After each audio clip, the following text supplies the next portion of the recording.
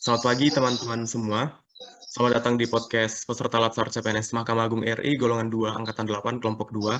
Di podcast kali ini kita akan membahas fenomena ASN yang baru-baru ini sedang viral. Sebelumnya izinkan saya memperkenalkan diri saya. Nama saya Joshua Pratama Sumbayak. Saya dari Pengadilan Negeri Rangkas Bitung. Di podcast kali ini saya akan berperan sebagai moderator atau host. Namun pada hari ini saya tidak sendiri. Saya ditemani oleh beberapa rekan-rekan saya yang akan menjadi narasumber. Kepada Kak Keti, silakan. Perkenalkan, nama saya Keti Lumban Raja. Saya ditempatkan di Pengadilan Negeri Bangko, Provinsi Jambi. Terima kasih. Pagi teman-teman, perkenalkan nama saya Yulia Fajrianti. Saya ditempatkan di Pengadilan Agama Kota Bumi, Lampung Utara. Pagi teman-teman, perkenalkan nama saya Wira Febriani, penempatan di Pengadilan Tinggi Agama Yogyakarta. Selamat pagi teman-teman, perkenalkan nama saya Ulfa Kamaria, saya penempatannya di Pengadilan Agama Bengkayang, yaitu di Kalimantan Barat. Baik, terima kasih teman-teman sekalian atas perkenalan dirinya. Baik, untuk mempersingkat waktu, saya akan langsung membuka podcast hari ini. Seperti yang saya sebutkan tadi, podcast kita akan membahas fenomena ASN yang sedang viral. Hari ini bahasan kita adalah tentang pelanggaran nilai-nilai berakhlak yang dilakukan oleh ASN. Baru-baru ini saya membaca tentang tindak korupsi yang dilakukan oleh Juliari Batubara, yang merupakan Menteri Sosial. Bapak Juliari Batubara melakukan korupsi atas bantuan sosial COVID pada tahun 2021. Kita tahu bahwa tindak pidana korupsi sudah melanggar nilai berakhlak ASN. Oleh sebab itu, saya ingin bertanya kepada Kak Keti, bisa nggak Kak jelaskan indikator apa yang sudah dilanggar oleh Bapak Juliari Batubara? Ya, terima kasih. Salah satu yang melanggar nilai berakhlak yaitu yang pertama berorientasi pelayanan. Banyak bantuan dana sosial yang diberikan pemerintah untuk membantu masyarakat yang membutuhkan, salah satunya bantuan sosial untuk COVID-19.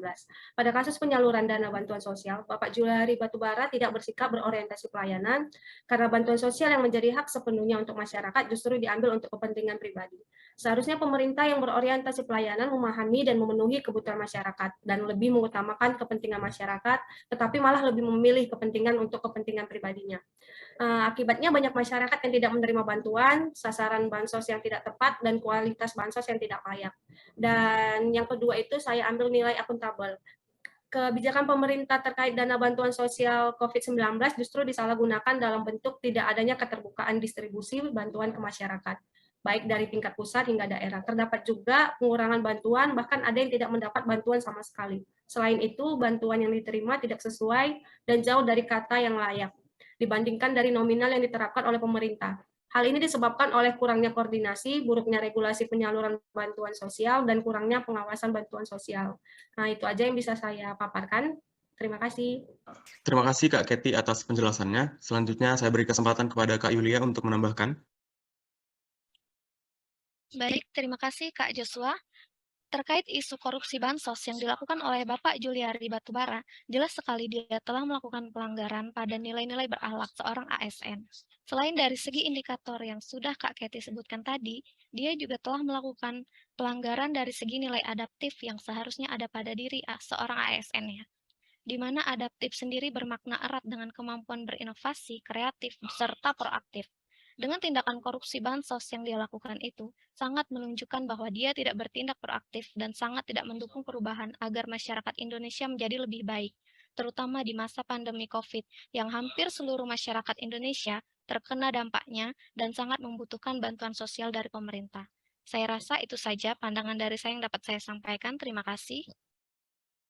Terima kasih penjelasan dari Kak Keti dan Kak Yulia terkait kasus dari korupsi bansos yang dilakukan oleh Bapak Juliari Batubara. Selanjutnya saya ingin membahas isu kedua, yaitu saya ingin membahas mengenai kasus kriminal yang dilakukan oleh Verdi Sambo. Kita tahu bahwa Verdi Sambo didakwa sebagai pihak yang terlibat dalam penembakan Brigadir J. Untuk kasus kali ini, saya ingin bertanya kepada Kak Wira dan Kak Ulfa. Kepada Kak Wira, saya ingin memberikan pertanyaan. Bisa nggak Kak Wira memberikan pendapat atas indikator yang telah dilanggar oleh Bapak Verdi Sambo? Terima kasih. Menurut saya, untuk indikator panduan perilaku core value ASN berakhlak yang dilanggar Bapak Verdi Sambo itu yang pertama nilai akuntabel. Beliau telah melanggar nilai akuntabel karena telah menyalahgunakan kewenangan jabatan. Sebagaimana yang kita ketahui, salah satu indikator pada nilai akuntabel ini adalah tidak menyalahgunakan kewenangan jabatan. Nah, sementara pada kasus ini, beliau dengan sengaja merencanakan pembunuhan terhadap anak buahnya sendiri. Beliau menggunakan kewenangan jabatannya sebagai suatu hal yang bisa memudahkan beliau untuk melakukan perintah atau tindakan sesuai yang beliau kehendaki dengan memerintahkan anak buahnya melakukan penembakan terhadap Brigadir J yang merupakan perintah dalam hal ini adalah perintah yang bertentangan dengan norma hukum, agama, dan kesusilaan. Selanjutnya untuk nilai harmonis. Beliau telah melanggar nilai harmonis karena telah membangun atau menciptakan lingkungan kerja yang tidak kondusif.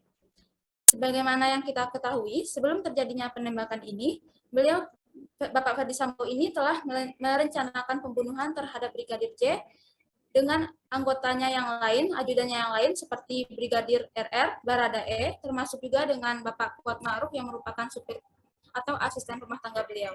Dengan adanya perencanaan pembunuhan ini, secara tidak langsung membuat lingkungan kerja menjadi tidak kondusif. Terima kasih.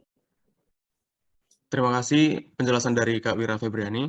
Kemudian saya ingin memberikan pertanyaan kepada Kak Ulfa. Boleh berikan tanggapan Anda tentang pelanggaran indikator dari nilai kolaboratif dan loyal yang dilakukan oleh Bapak Ferdi Sambo. Silakan. Terima kasih. Saya akan menambahkan nilai berakhlak yang dilanggar oleh Bapak Ferdi Sambo yaitu loyal dan kolaboratif. Saya jelaskan dulu loyal ini kata kuncinya yang pertama itu adalah komitmen, dedikasi, kontribusi, nasionalisme, dan pengabdian. Di mana perilaku yang harus dilakukan adalah yang pertama memegang teguh ideologi Pancasila, Undang-Undang Dasar Negara Republik Indonesia tahun 1945, setia kepada Negara Kesatuan Republik Indonesia serta pemerintahan yang sah. Yang kedua, menjaga nama baik sesama ASN, pimpinan, instansi, dan negara. Dan yang ketiga itu menjaga rahasia jabatan dan negara. Nilai loyal yang dilanggar oleh Bapak Ferdi Sambo yaitu yang pertama tidak menjaga nama baik sesama ASN, terutama sesama anggota kepolisian. Yang kedua itu membawa dampak buruk bagi citra kepolisian, di mana menjadikan kurang kepercayaannya masyarakat terhadap lembaga kepolisian. Dan yang ketiga, mengutamakan kepentingannya sendiri, yaitu kepentingan dari motif pembunuhan itu sendiri di atas kepentingan bangsa dan negara. Jelas sekali Bapak Ferdi Sambo sebagai ASN tidak mencerminkan nilai dari loyal. Dan saya akan menjelaskan kolaboratif. Kata kuncinya yaitu kesediaan bersama, sinergi untuk hasil yang lebih baik.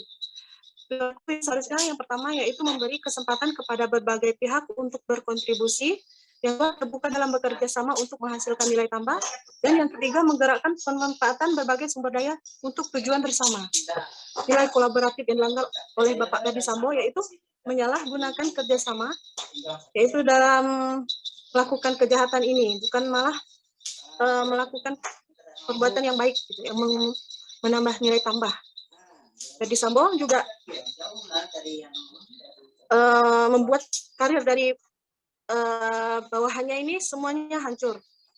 Jelas sekali Ferdi Sambo ini sebagai ASN tidak mencerminkan dari nilai kolaboratif itu sendiri. Terima kasih. Baik, terima kasih Kak Ulfa atas tanggapannya. Melalui podcast ini saya dapat menyimpulkan bahwa melalui dua fenomena ini kita diingatkan kembali untuk selalu menerapkan nilai-nilai berakhlak dalam pekerjaan kita masing-masing. Dengan penerapan nilai-nilai berakhlak, diyakini kita dapat bekerja dengan baik dan penuh tanggung jawab. Untuk mengakhiri podcast ini, saya ingin mengucapkan terima kasih kepada teman-teman atas kesempatan hari ini. Semoga podcast ini dapat berguna bagi seluruh pihak yang menyaksikan atau mendengarkan. Selamat pagi. Selamat pagi, terima kasih semuanya. Terima kasih.